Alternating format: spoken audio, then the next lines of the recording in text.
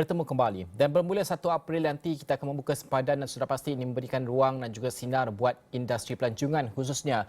Namun tahap persediaan kita sejauh manakah kita akan bersedia dengan SOP baru untuk menyambut ketibaan pelancong dan juga pada masa sama penawaran dalam sektor pelancongan tersebut, produk-produk perkhidmatan pelancongan yang tersedia selepas 2 tahun kita berkurung boleh sifatkan. Itu yang saya bincangkan pada jam ini. Saya nak bersama dengan Rohizam Mat Yusof iaitu Champion Tourism Productivity Nexus. Assalamualaikum Rohizam, selamat pagi. Waalaikumsalam. Selamat Baik, pagi.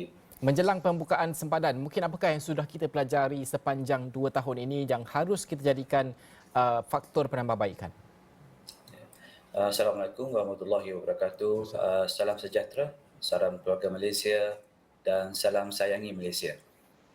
Pertama kali saya ucapkan terima kasihlah kepada Awani kerana menjemput saya pada hari ini untuk berbincang mengenai dengan pembukaan sempadan untuk industri pelancongan dan juga salam perjumpaan Najib. Okey, apa yang kita pelajari selama ini ialah SOP kita semakin dibaik pulih dari masa dan semasa ya, di mana apabila kita membuat LRTP ataupun Langkawi International Travel Borders yang dibuka, kita telah mempelajari bagaimana untuk kita handle pelancong-pelancong daripada dalam negeri dan luar negara. Jadi bagi saya insya-Allah kita bersedia dalam membuka sempadan kita pada kali ini. Cuma yang saya harapkan ialah makluman ataupun komunikasi kena sebaik mungkin dan pantas ya. Sebab biasanya masalah kita adalah salah komunikasi dan memberitahu kepada industri apa-apa SOP terkini ataupun yang terbaru. Itu yang paling utama sekarang ya.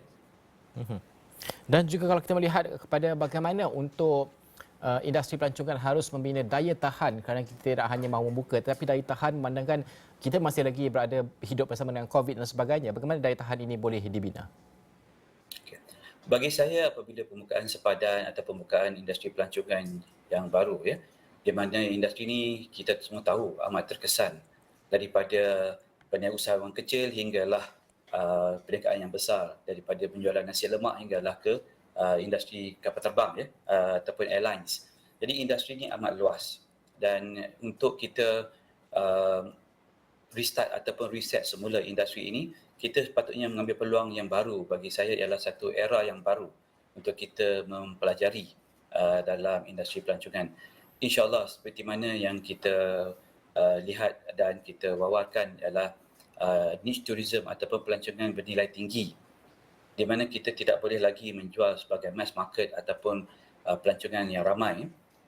Tetapi apabila kita bertumpu kepada pelancongan bernilai tinggi, di mana kita akan fokus kepada niche tourism ataupun niche market, pelancong tidak ramai tetapi jumlah perbelanjaan setiap pelancong akan lebih tinggi. Jadi dengan itu kita harap agar industri pelancongan kita boleh bertahan bukan hanya semasa pandemik dan selepas ini dan untuk jangka masa yang lama. Dan juga bagaimana untuk kita melihat tawaran pelancongan kita pada pasca COVID ini? Adakah standing dengan negara lain kerana semua negara pun sedang membuka sempadan mereka, kebanyakan negara lah. Mungkin apa penambahbaikan yang perlu kita lakukan dari segi penawaran perkhidmatan dan juga produk kita, dan adakah sudah kita lihat pengusaha ini melakukan digitalisasi untuk menarik kedatangan dan juga dari segi promosi dan sebagainya? Okey. Industri pelancongan kita ini sebenarnya daripada dulu hingga sekarang mempunyai produk yang amat menarik untuk satu dunia melancong ke negara kita, especially dalam bentuk ekoturism. Tapi sekiranya kita berbincang mengenai produk pelancongan, kita bagi kepada 3 ya. Satu adalah eco di mana ekoturism, di mana produk sedia ada, nature based, culture, budaya kita, heritage kita dan sebagainya, mana kita amat kaya dengan produk-produk sedemikian. Dan saya pasti ramai pelancong domestik ataupun orang Malaysia sendiri tidak melawat semua lagi. Dan selain daripada itu kita ada man-made ataupun buatan pembinaan ya, di mana benda produk seperti taman tema dan sebagainya, shopping mall. Dan sekarang ini kita ingin melihat kepada business event. Business event ialah satu produk yang amat luas dan amat besar peluangnya, bukan hanya kepada pengusaha bisnes event tetapi spill over kepada semua industri termasuk hotel, restoran dan sebagainya. Tetapi pertama kali yang amat penting untuk kita membuka sempadan ini adalah satu kempen yang di mana melalui Tourism Productivity Access bersama penggiat industri lain kita berbincang selama 3 hari baru-baru ini untuk mengeluarkan satu kempen yang amat penting, identiti Malaysia, untuk memperkenalkan identiti Malaysia yang kita katakan sayangi Malaysia. Kempen ini yang kita harap agar orang Malaysia sendiri menghormati negara, dengan welcome the tourist dalam satu, dan menggunakan balik kita punya cara greeting daripada yang dulu, daripada kita panggil sayangi Malaysia. Dan juga apabila pelancong datang, kita mengajar mereka cara-cara budaya kita, bukan kita mengikut budaya mereka, kita mengikut budaya mereka. Dan selain daripada itu, menjaga negara kita daripada sampah dan sebagainya. Banyak perkara yang kita perlukan untuk kita kembali kepada industri pelancongan asal kita, di mana budaya merupakan salah satu daya tarikan dunia ke negara Malaysia ini. Selain daripada kempen yang dijalankan yang disebutkan tadi tu, bagaimana lagi Tourism Productivity Nexus memainkan peranan dalam memastikan produktiviti industri pelancongan kita ini mungkin dapat ditingkatkan lagi, dan juga mungkin boleh kongsikan apakah perancangan yang ingin dilaksanakan dan juga pelaksanaannya? Okey.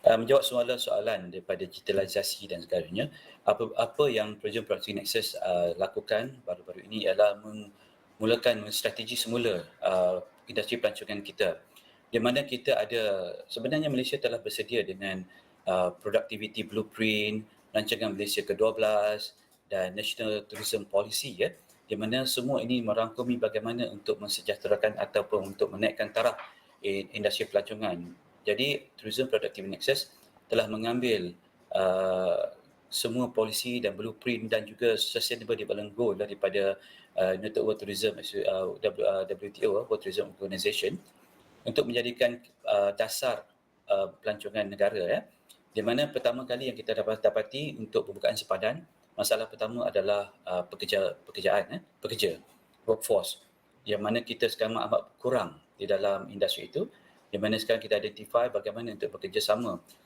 dengan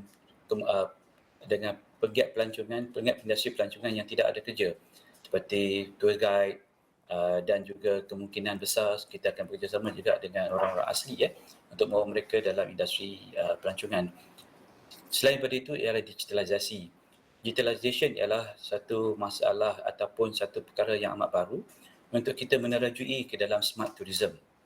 Okey, di mana kita bekerjasama dengan PIKOM, MDEC dan Digital Malaysia dan ramai lagi industri yang pakar dalam bahagian digitalisasi, bagaimana kita boleh membantu industri kita menangani isu atau onboarding digitalisation, dan juga kita melihat pada isu destination management dan marketing, perhotelan dan juga investment, dan amat penting juga ialah sustainable tourism, di mana sustainable tourism merupakan salah satu polisi yang kita perlu ada agar negara kita menjadi salah satu daya tarikan pelancong, kerana kita berjaya dalam menangani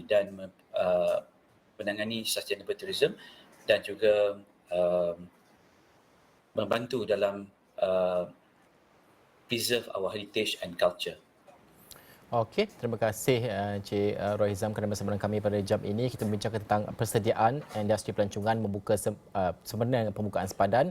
Tadi Roy Hizam Mat Yusof, Champion Tourism Productivity Nexus, dan kita menantikan 1 April nanti, tarikh yang kita nantikan selepas 2 tahun pembukaan sempadan, ketibaan pelancong kita akan jangkakan dan juga persediaan kita dalam berdepan dengan kehadiran pelancong ini. Dan sudah pasti ini adalah sinar buat ekonomi secara keseluruhan dan juga khususnya untuk sektor pelancongan sendiri. Baik, diskusi itu mengakhiri Niaga Awal untuk jam ini. Ikuti semua perkembangan terkini berkaitan dengan COVID-19 semua di halaman Microinteraktif di astroone.com, dan juga segala perkembangan lain di laman web kami astroone.com dan juga aplikasi kami. Dan juga sekian saja Niaga Awal untuk jam ini. Saya Najib Aruf. Assalamualaikum dan salam hormat.